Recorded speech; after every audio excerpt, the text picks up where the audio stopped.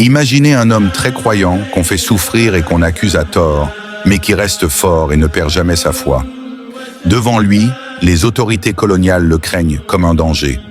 Derrière lui, des milliers de personnes sont séduites par son message de paix.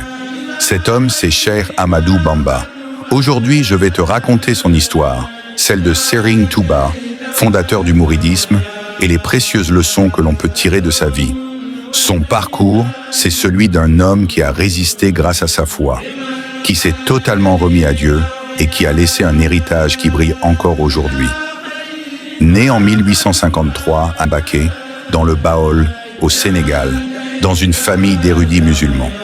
Fils de Mame Mor Anta Sali, grand savant, et de Mame Diarra Bousso, femme d'une piété légendaire. Il mémorise le Coran très jeune, étudie la théologie, le droit islamique et la poésie.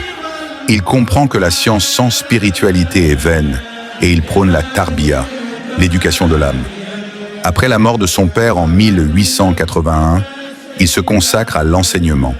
Son message séduit, soumission à Dieu, travail, rejet de la violence. En 1888, il désigne Touba comme lieu de retraite spirituelle.